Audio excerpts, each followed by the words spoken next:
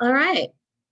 Well, we are live episode 14 of WeConnect. I'm your host, Amy Ouzoonian, and I got some cool things that I'm going to be sharing with you today.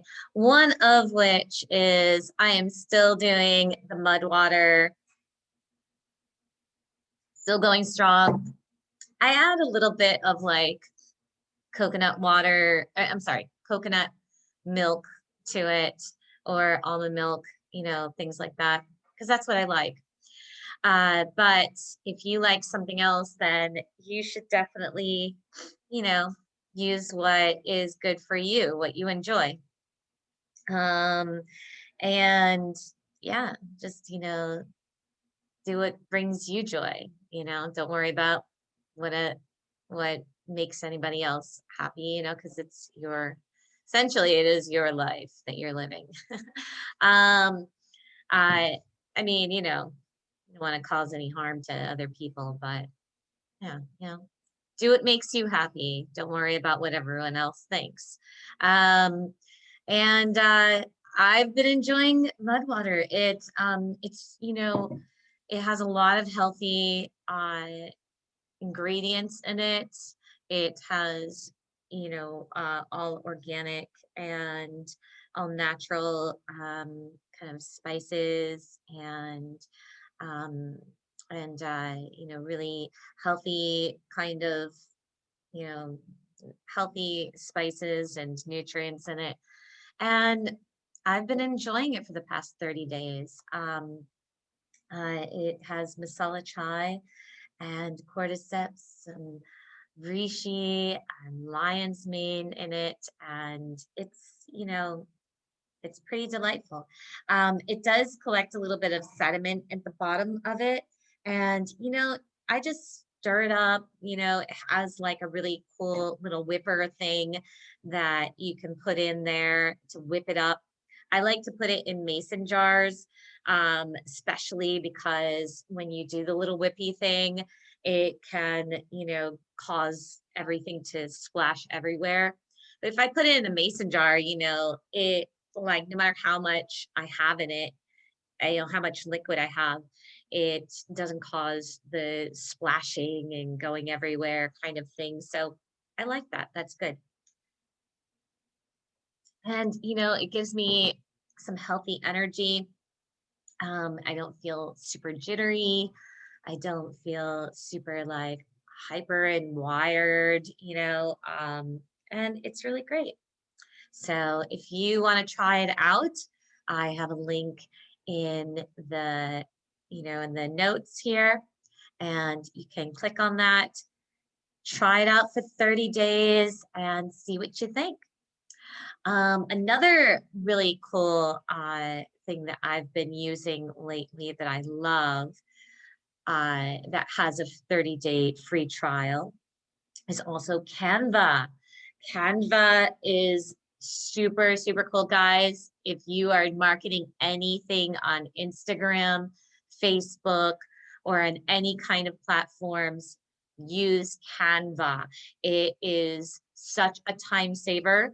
It is like such a money saver.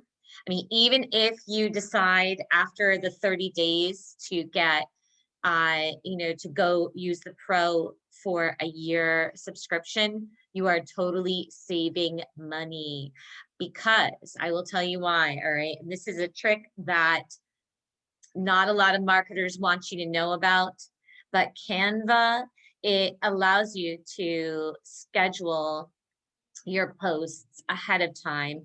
It gives you a planner, even a calendar where you can like click on that, and then it takes you to all their templates. You can do a search for keywords that you want the template to communicate.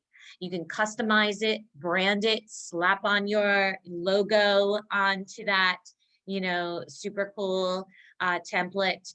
I mean, a lot of the templates on there, you don't even really have to modify that much. And another cool thing that Canva does is that it learns what you already have put into a lot of your your like promotions and your posts, and it will automatically put some of that content in there for you already.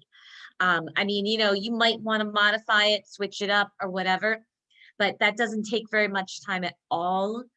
And it looks so good. It's so easy. I mean, I have done graphic design in the past, and I love doing graphic design.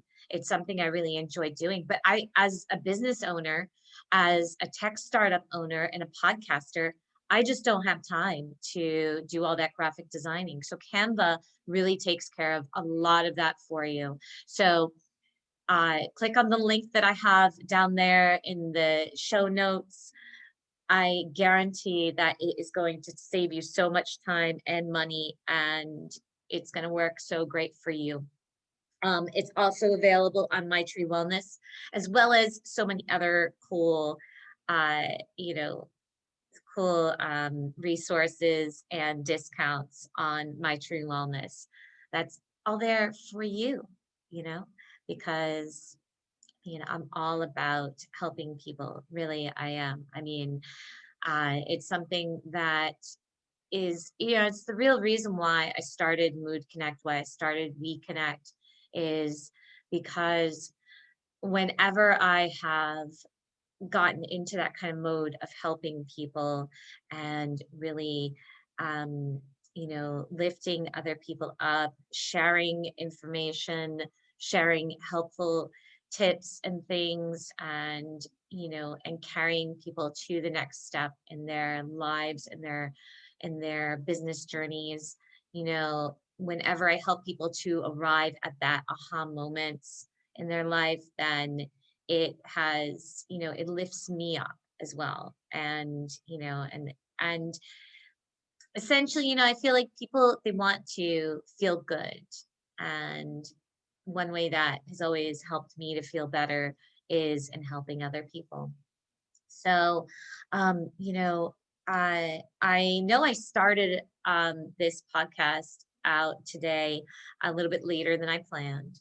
I was planning on starting at 10 a.m. Pacific Standard Time, but life happens often, and I want to talk today about my life as being a single mother, and share a little bit about how I got to this place in my life, how I feel like how I arrived here as being a single mother at 42. My daughter is 4 years old. She's a beautiful, beautiful girl, and she fills my heart with so much joy. And she is really bright and talented and fun and loving and intelligent, but she's also, a real handful. And I mean, being a single mother, um, it can get kind of exhausting and stressful at times. And I'm so grateful to all the people in my life who have been with me on this journey along the way. One of those people is Yasmin Salvador. She has been, such a wonderful caretaker for my daughter when I had to work.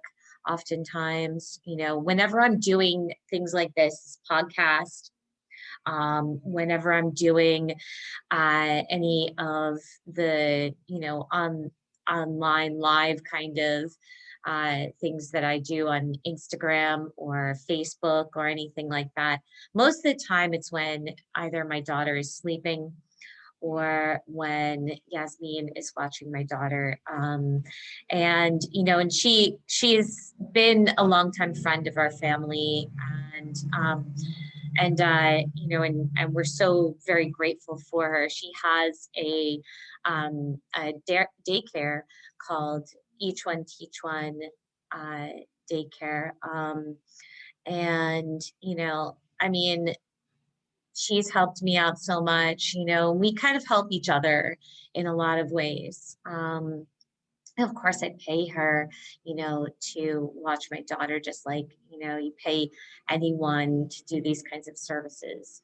But I kind of look at money as being an exchange of energy, more so than just, paying someone to just do something, um, and not really putting too much thought and care into how we spend, how I spend money. Um, I try to put a lot of thought into the purchases that I make and the way that I spend my money, and who is accepting that energy exchange.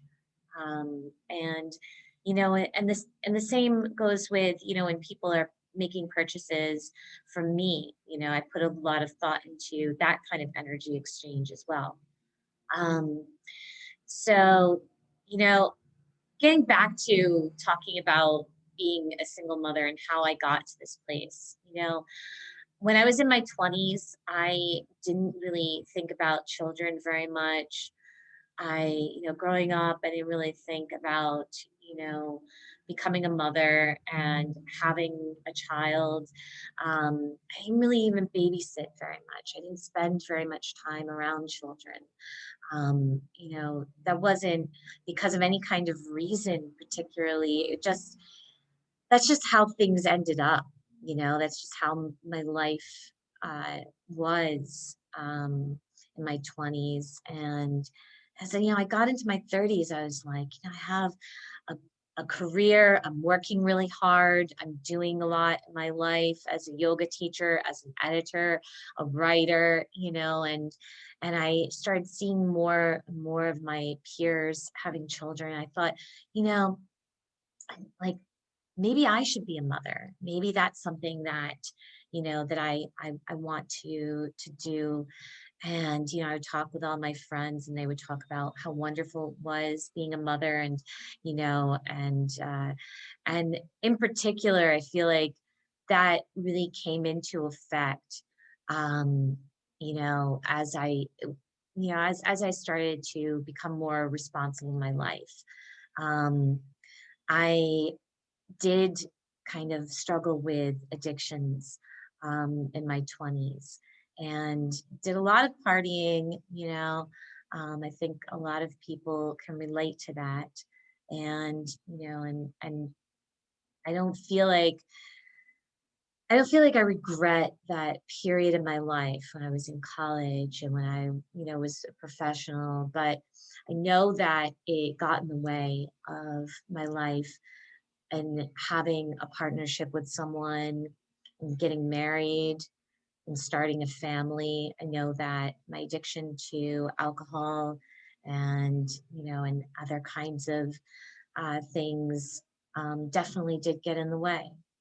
And I know that my addictive nature and just sort of focusing on the addictions, whether it was yoga or just addictions to social media or anything out there, definitely it would feed that need that I had in my life to feel comforted, to feel accepted and loved, but in a very artificial kind of way.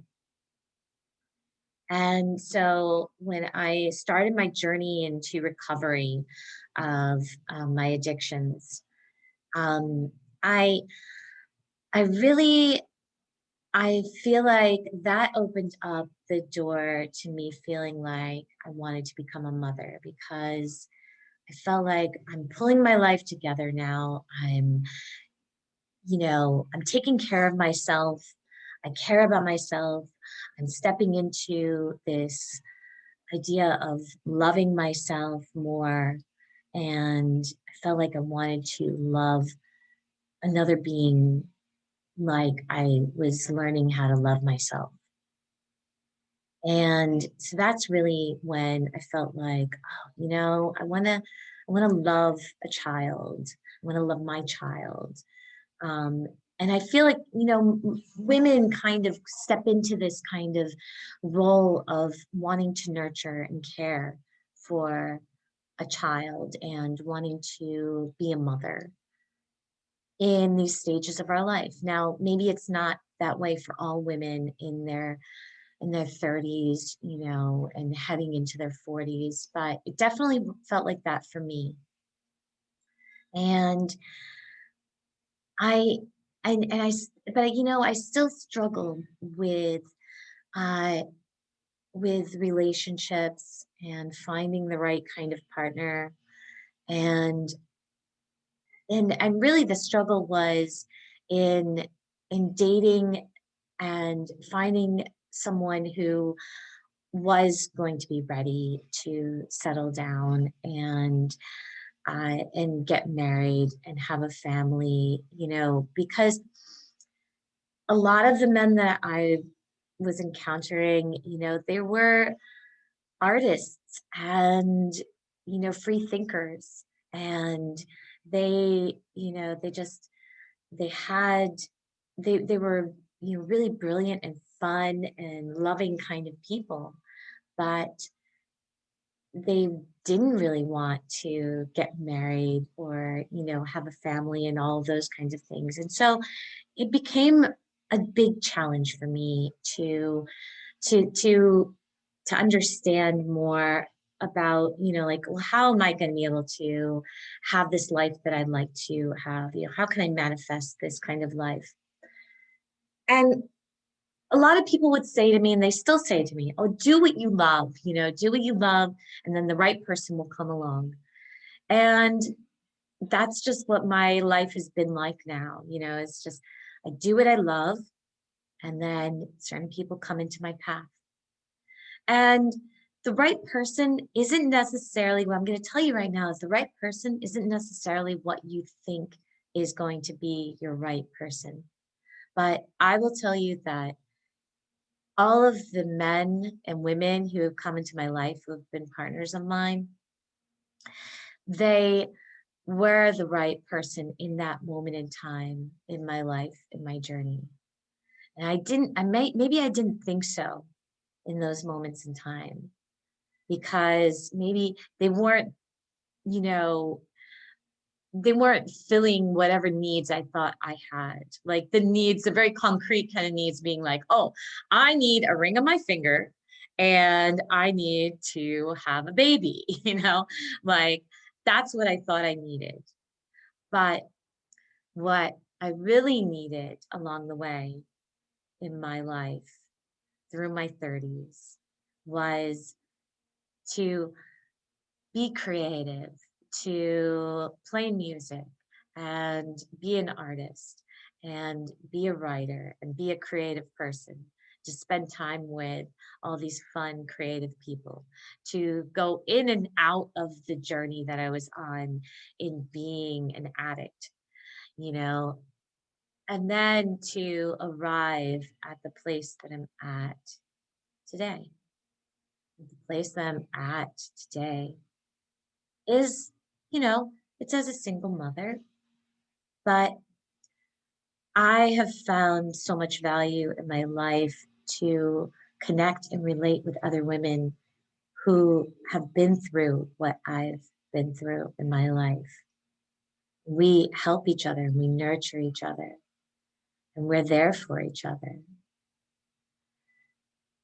And, you know, I mean, in some ways, it's good that we're there for each other. But I will tell you, in some ways, it's kind of sad. I wonder sometimes, where are all those men, you know, who like who didn't want to have a family and who weren't ready at that time? Did they get married? Did they have a successful life with their partner? Did they have children? I mean, I'm sure some of them did, you know, and perhaps, maybe some of those men, they didn't, and they're happy being single. And maybe some of those men, they didn't connect with somebody and then they later on wanted to have partners and they're still looking for them. I mean, these journeys that we go on, they can feel kind of winding and feel like they lack some kind of trajectory and direction. But really these experiences, these journeys that we go on in our life, they hold so much of a purpose. And they're really just life lessons. They really are. They're these life lessons that we have to go through that will just provide the information that we need to carry over to other people. And it's just, these life experiences that create information and life lessons that we can share with each other. And while it's really hard sometimes to be a single mother, and I have all these ideas in my mind of what things should be, what it should look like, what I should be able to do, you know, based on what I see with other people. What I know is that we create the life that we are meant to live. We create it. No one else creates that life for us, you know. No matter how much money you spend on like someone helping you to create that life, it's really what it really the key to it all, the secret sauce is is figuring out what is your heart song. Figure out what is your heart song and then go follow that path. And I found out when I got sober that my heart song was to be a mother. My heart song was to be a creative human being, to be me, and to to to to teach my daughter how to be the best version of herself and to find her heart song, you know? And when you figure out that, then you can help other people to find what their heart song is and to go forth and pursue that to the best of their ability. Encourage and support them in whatever it is their heart song, whatever it is that makes them feel joy, you know. And after that, it's like then the money will come, you know. It's not, I mean, I feel like so much of what we're focused on today in this world is where the money is going to be coming from, how to make money, how to spend our money, you know, and we forget that it all has to be connected to what brings us joy. And really, like, what I discovered was that, in the past year with being with my daughter so much, is that just being around her and allowing myself to let go of feeling like I had to be doing all the time and working all the time, and just, allowing myself to open myself up to that childlike kind of nature, that childlike fun and joy, that filled that kind of heart song for me in so many ways. Um, and it was such a beautiful, wonderful teacher to me as well, you know? Um, I mean, like, when I think about it, just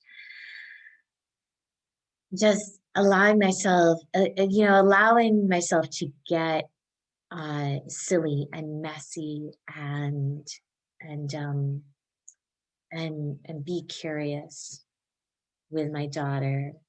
It, you know, it became such a wonderful learning lesson, and it can actually also be such wonderful therapy, just to step away from your device, step away from your phone, like just unplug and go wandering with my daughter, you know, and not worry so much about what other people are thinking when we're connected with each other. That taught me how to really love and embrace and accept my true authentic kind of self, you know, and not worry so much about, oh, what is everyone else thinking? Because that's kind of what I grew up with. I grew up with, you know, what are other people going to think?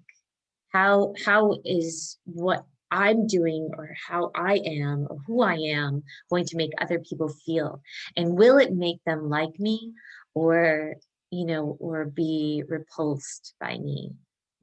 Like the things that I enjoyed or loved or whatever.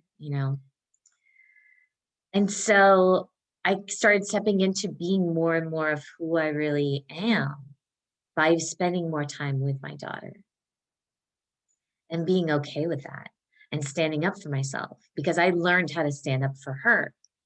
And so then that taught me how to stand up more for myself.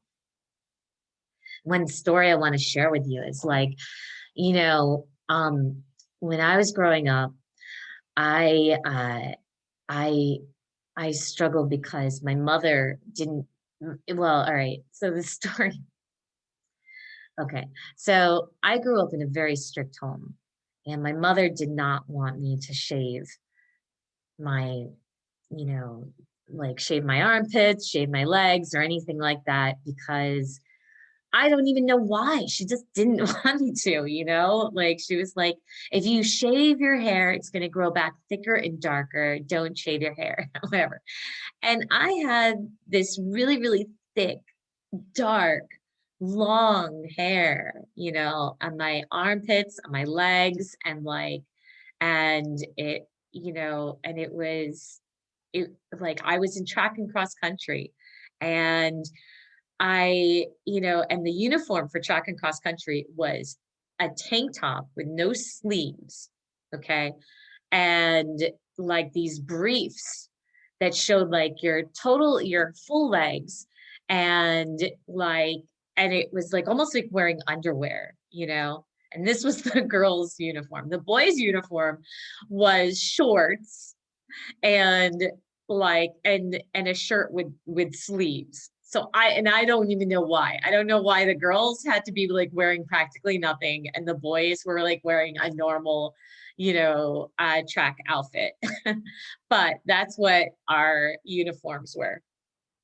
And I loved running, I loved running in track and cross country, but I hated going to the meets because we would be like, I was this like hairy baboon, It's the only way I can describe it. That's how I felt. That's how I felt. I felt like this hairy baboon. And I felt like people were going to, like people were looking at me and and a lot of the kids, they would make fun of me and I would, like I was mortified about it. So one night I locked myself into my bathroom and I took my dad's shaving razor and his shaving cream and I locked myself in the bathroom and shaved my legs and my armpits because I had a track meet the next day and I was sick of being like just made fun of, all the time for having hairy legs. I was sick of feeling like I had to hide, like I was always squeezing myself up into a ball wanting to hide, my body, you know. And so I locked myself up in the bathroom and I shaved off all my hair, and my legs and my armpits, like all that. And my mother was figured out what I was doing and she was banging on my door, like on the bathroom door, screaming at me, saying that, your hair is going to grow back thicker and darker. Don't do it, Amy. Don't shave. Don't shave. I mean, I honestly still don't even know why, but that's just the way it was, when I was growing up in my house. And and you know what? Like, it's honestly what I discovered from that experience was that it didn't change one damn thing, because after, I shaved my body hair, then it was something else that people would tease me or make fun of me about, you know? It didn't make one bit of difference, because there is always going to be something that people aren't going to like about you. And that's what I found out after so many years. Like, I didn't even know this until, like, I mean, I knew it. I knew it, but I didn't really know it until I until I had my daughter, and I would see other people, like, kind of being very nitpicky with her, like, and saying, certain things like about her hair, or about her behaviors and stuff, and telling me that I should do things in a certain kind of way, because she needs to change certain things about her. And what I learned how to do was stand up for her and say, no, you know what? She's a beautiful little girl. And, and and I also learned from, from watching her, how she would stand up for herself and say no, saying, like, no, I'm not bad, you know, there's nothing wrong with me. And so then that was when I was like, oh, you know what? I don't have to shave my legs. I don't have to shave my armpits. I don't have to do certain things that are going to make other people feel better about me, because I just have to be me. I have to be completely who I am and stand up for myself. And when somebody says, you should shave your armpits, which, I mean, yesterday I had some guy like text me saying, oh, um you should, he was some guy who was mad at me because I didn't want to date him. I didn't want to be his girlfriend. And he wasn't bothered by me having hairy legs or hairy armpits before, but now, because I said I didn't want to date him, he wasn't the right guy for me. I just didn't feel right with him. um he sent me a nasty text message saying, like, you should really shave your armpits. It's nasty to have a woman, like, with hair down, all over. And I responded and said, that is not a very kind thing to say to someone, and I don't think that I should have to shave myself to make you, like me. And you have no right to say things like that to me. You have no right to talk to me in that way. And if you want to continue this conversation with, you know at all, then I think that you should apologize to me, because I don't deserve that kind of talk at all. And I'm not disgusting, and I'm not inadequate in any kind of way, and I'm not crazy, and I'm not uh, a hairy baboon. I'm not a man. I'm not, any of these things that somebody wants to tell me I am. you know yeah, I'm a single mother, circling back to that, you know, um, and I choose to spend my time doing things that are not shaving my legs or shaving my armpits. And I don't smell terrible. It's a funny kind of thing that, you find out, like, that when you stop worrying about what other people are going to think about you, you can do the kind of things that that do bring you joy. And, it's like when I want to feel beautiful, there are certain things that I enjoy doing to feel beautiful, you know? Like I'll put on some lipstick because I like that. I want to put on some lipstick. I feel like it makes me look beautiful when I put on some lipstick. Okay. I'm not doing it for someone else. And when I one thing I will say is that when you step into who you really are and you do the things that you really want to do and stop doing the things that other people want you to do, you are going to face a lot of that kind of, just rude comments, unnecessary comments from other people. You're going to have a lot of opinions of what other people think you should do or not do. You're going to have a lot of people who will have their, opinions. People are always going to have their opinions. People are always going to have their thoughts about that kind of stuff. But it's still, for myself, it's important for me to stand up for myself, say, no, what, I know who I am. I know what I'm about.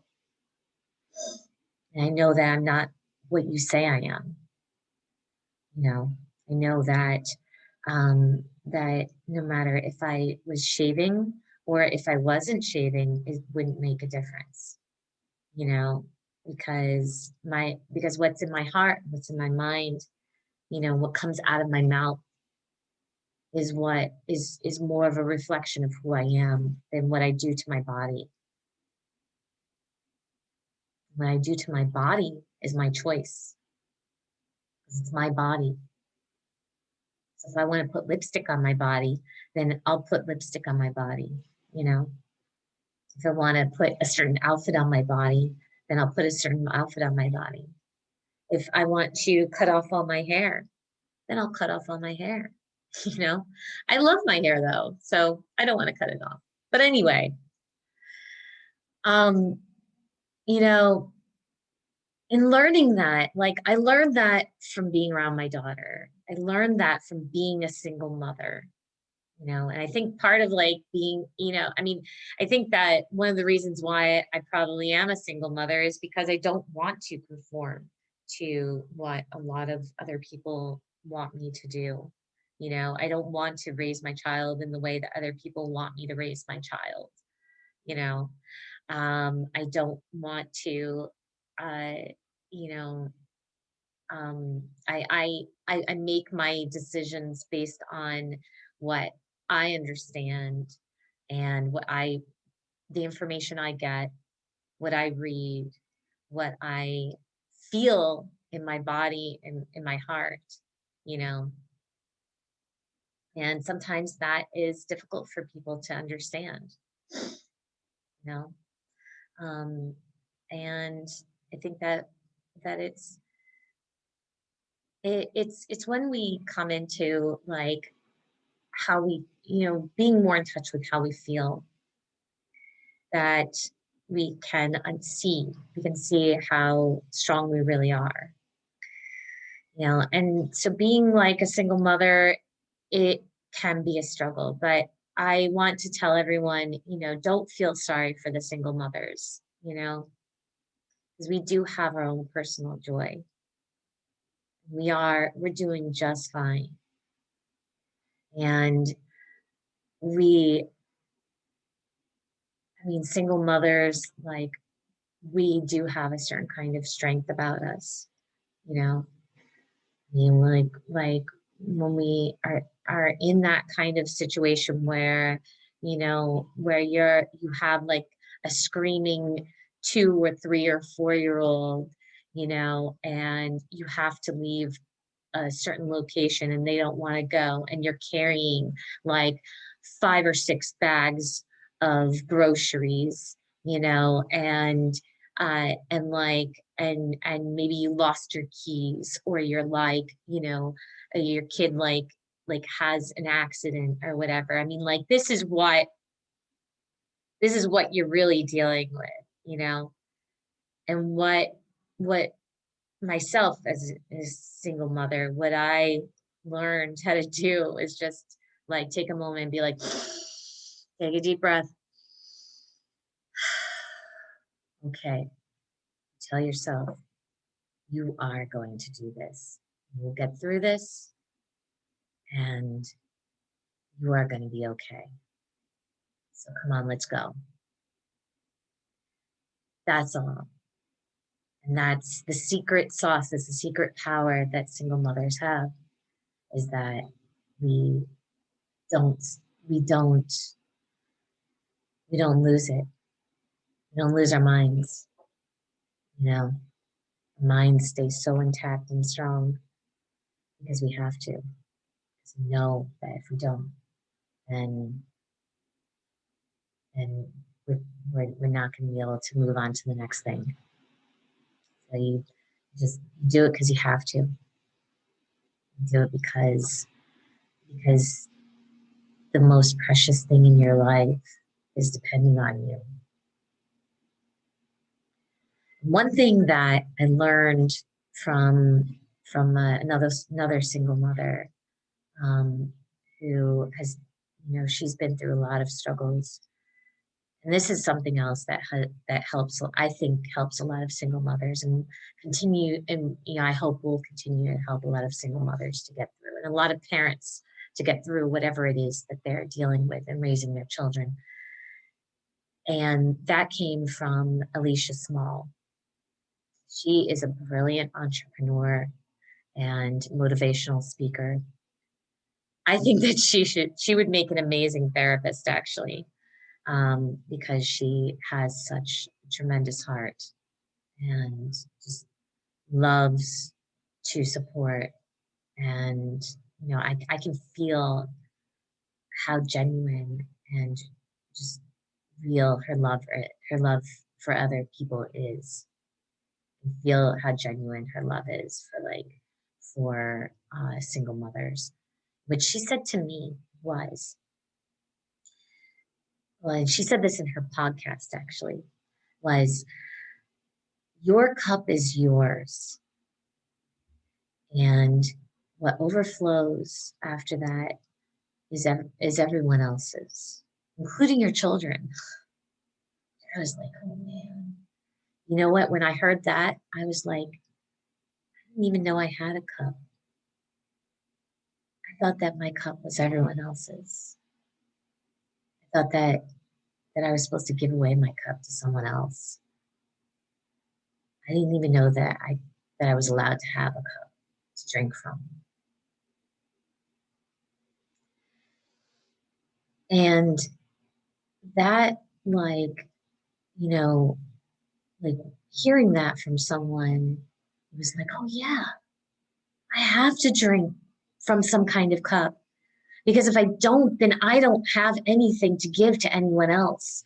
You know, if I don't feel nourished and loved and full, and I'm completely spent, then I can't take care of the child. And there have been moments in time where I've understood that, but in hearing that, it was something that was very clear to me. And, and it helped me to understand a little bit better about how important it was to nurture myself, because our children are watching us, and they can see how they're, how to take care of themselves by how we take care of ourselves. you know so if we're working all the time and not eating and not taking care of our bodies and all that, then our kids see that and they're like, oh, I'm just supposed to be staring at a screen too, and not showering and not eating and not taking care of myself. I mean, definitely, I've seen a reflection of that in my daughter, in my tree. I've seen her do the same things that I do. I'll be like, oh, Maitri, you've been on the tablet for too long, you got to eat something. And I'll be like, Amy, you got to eat something too. Yeah. You got to drink. some water, maybe lay off the mud water, which, I do that occasionally. But, you know, um, one thing I'll say is that I know sometimes it's really hard. I mean, like I oftentimes will feel guilt about like having someone else help me with taking care of my tree and allowing myself to have that time to do some self-care. But what I'll say to you is that it is really important for you and for your kid to get some space and some distance, a little bit here and there. Um, because because as single mothers, we can forget who we are after we have our children. That's something else that I realized. But what comes after some time is you find out who you really are and you start to really love that person. And then you can share with other people how they can reach that place too. You can love other people in a more authentic way, in a better way, in a real way, you know. And sometimes that love is communicated through, through my podcast, and sometimes that love is communicated through the posts that I share on social media. Sometimes that love is communicated when I talk on the phone with someone or have a meeting with someone or something like that. But really, I'm only able to like really genuinely, authentically say that I love all the people who I communicate with because every morning I wake up and I say, I love myself. And I really mean it and I believe it. And like through all of the wrinkles and the bags under my eyes and all the imperfections and the perfections, you know. Um, and and that's really it's really all that I wanted to share with y'all today. Is is that it's it is this journey that we go through, and we find a way to to get through it together. And I thank you for being here with me and for accepting me as I am and for listening. I hope that something that I shared, that something that I said today has helped you in some kind of way. 'Cause that's one of the reasons why I love to share these stories, these experiences, and these thoughts and ideas, is because I truly believe that we are all connected, really. That we all have been in these experiences at one point or another in some kind of way, and that the experiences, stories that we share, that they make us more real, and that when we become more real, more human, that we can relate with each other. And then when we relate with each other and we understand that we are not alone, and that we are connected, and it makes us feel like we can get through whatever struggles we've experienced because we're getting through it together. Because we've all been here in whatever moment in time we're in, we've all felt these feelings, the feelings that really connects us. So I want to share with all of you that I feel really great now that I've connected with you today, and thank you for listening.